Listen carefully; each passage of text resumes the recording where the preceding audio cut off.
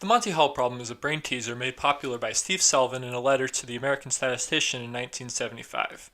It got its name because it's loosely based on the game show Let's Make a Deal that was hosted by Monty Hall. So here's how it works. You have a host, a contestant, and three doors. Behind two of them are goats, behind the third one there's a car. To play the game, the contestant starts out by picking one of the three doors. Then the host opens one of the other two doors to reveal a goat. After that, the host gives the contestant the option to stay with the door they initially chose, or switch to the other door that the host didn't open. So, should the contestant stay or switch?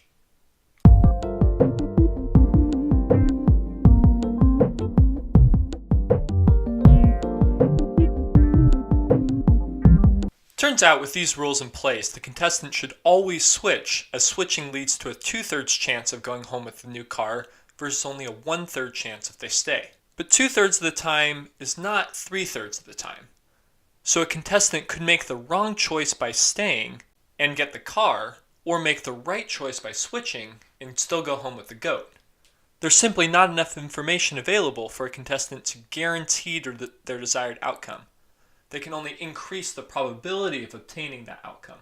Annie Duke, in her book Thinking in Bets, refers to these decisions with probabilistic outcomes as bets. She says that life is like poker. By making the right bet at the right time, you can put yourself in a situation to succeed more often than not. But you can't pick the hand you're dealt. With that frame of reference, she asserts that the quality of a person's life can be boiled down to those two things: decision-making and luck. Duke goes on to teach that decision-making can be improved by analyzing decisions separately from the outcomes they lead to. This gets me back to my example from part 1 about John, the disgruntled college dropout who was struggling with his job hunt. The point I was trying to get across when I brought up signaling theory was that people with talent and work ethic will often finish a degree to prove their potential value to employers. Employers reading John's application were left wondering why he didn't finish college. And because of time constraints, the bet they were incentivized to make is to assume the worst. From what he said, it seems like John was able to surpass the productivity of his coworkers who finished college. His experience of seeing employees without a diploma outperforming employees with one blinded him to a greater trend. Just because employers that require a college degree may miss out on some talented applicants, doesn't mean they aren't making the right decision for their situation. So, I think that logic is sound, and at least in my experience, it's an accurate way to explain the hiring choices of many employers. But the problem is, sometimes it's not good enough to be right. Annie Duke has another lesson for us, a lesson I failed to heed in this example. Differentiating how much an outcome can be attributed to luck versus decision-making is a valiant pursuit. However, there's a time and a place, because no one wants the logic of their choices to be picked apart all the time.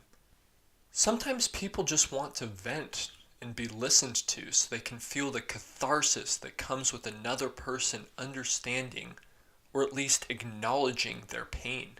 And if I would have listened to John more carefully, I would have understood that the crux of his frustration was not based in some misunderstanding around the incentives of hiring managers. He is upset because he feels that all the people in his professional life are underestimating his productivity and potential because they're prejudging him without all the relevant information. Maybe John had a very good reason for not finishing college. Maybe a close family member got sick while he was in college and he had to drop out to pay medical bills. Personally, I think signaling theory is super interesting, and in some cases, it is the only viable model to describe behaviors that are otherwise inexplicable. But for John, his first introduction to the topic sounds a lot like me defending a system that is screwing him over, and then asking him to sympathize with people who can't be bothered to take the time to give a guy a chance. I was trying to open up a dialogue about an economics concept relevant to John's predicament, but in his eyes, I could easily be seen as just another person prejudging him without knowing the full story. And with that, the real catch-22 of why it sucks to talk about economics starts to come into sharper focus. To understand economics, you have to look at models that simplify the world into trends and probabilities. But when you zoom out to understand the big picture, you can lose track of the individuals the model was supposed to describe.